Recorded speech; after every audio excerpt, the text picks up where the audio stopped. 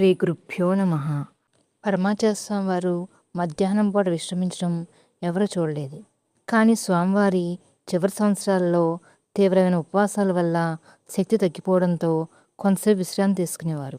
మహాస్వామివారు నేలపై నారచాపై పడుకుని భక్తులకు దర్శనం ఇచ్చేవారు. స్వామివారు అలా పడుకుని ఉండగా నేలపై పడి నమస్కారాలు చేయరాదని భక్తులకు తెలిపేవారు. పీచుతో నేసిన చాపపై ఎటువంటి ఆచ్ఛాదన లేకుండా పడుకోవడం వల్ల వారి వెనుక భాగం అంతా గిరుకునిపోయేది. ఒకసారి సుందరరామన్ అనే భక్తుడు ఒకరు స్వామివారి వీపు భాగం అలా గిరుకుపోవడం చూసి చాలా బాధపడ్డాడు. స్వామివారు ఇటువంటి చాపపై ఎందుకు పడుకోవాలి, పత్తి పట్టుతో చేసిన పరుపుపై ఎందుకు పడుకోరాదు అని ఆలోచించాడు. ఈ విషయం ఎవరితోనూ చర్చించలేదు.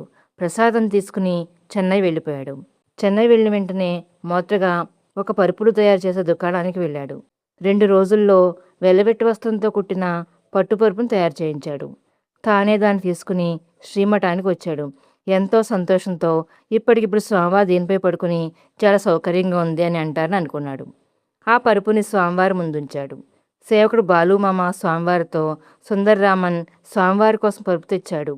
నారచాపపై స్వామివారు పడుకోవడం చూసి చాలా బాధపడ్డాడు అని చెప్పారు. స్వామివారు దాన్ని దగ్గర తీసుకురమ్మని చెప్పి దాన్ని తాకారు.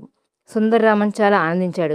ఖచ్చితంగా స్వామివారు దానిపై విశ్రమిస్తారని, ఇక స్వామివారి వీపు గిరిపోవడం ఉండదు అని అనుకుంటున్నాడు. ఇది చాలా మెత్తగా ఉంది అని అన్నారు స్వామివారు. అవును పెరియవా, పైన ఉన్నది వెల్వెట్తో చేసింది. 2 నిమిషాల పాటు నిశ్శబ్దం. కానీ అది 2 సంవత్సరాలలాగా గడిచింది.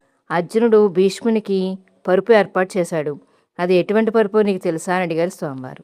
బాణాల పరుపు. అవును, అదే ఆయనకు సంతోషాన్ని ఇచ్చింది. దేవలోకం నుండి పరుపు కావాలని తలుచుకుని ఉంటే ఇంద్రుడు వెంటనే ఒక పరుపు పంపేవాడు. మరలా అక్కడంతా నిశ్శబ్దం. అక్కడ ఒక ముసలతను ఉన్నాడు.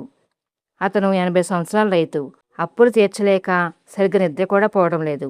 ఈ పరుపుని అతనికి ఇవ్వు, తలగడ దుప్పటి కూడా కొనివ్వు. కనీసం కొద్ది రోజులైనా అతను హాయిగా నిద్రపోతాడు.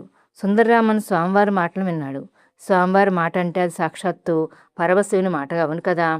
వెంటనే సుందరరామన్ తలగడ దుప్పటి కొని అన్నిటినీ రైతుకిచ్చాడు. స్వామివారి తర్వాత ఇలా అన్నారు, నారచాపతో నేను చాలా ఆనందంగా ఉన్నాను. ఆ మెత్తని పట్టు పరుపుపై నేను పడుకోలేను. అది నన్ను ఇబ్బంది పెడుతుంది. నాకు నారచాప అంటేనే ఇష్టం, వేరేవన్నీ పనికిరానివి. మహాస్వామివారు ఎంత నిరాడంబరంగా ఉంటారు.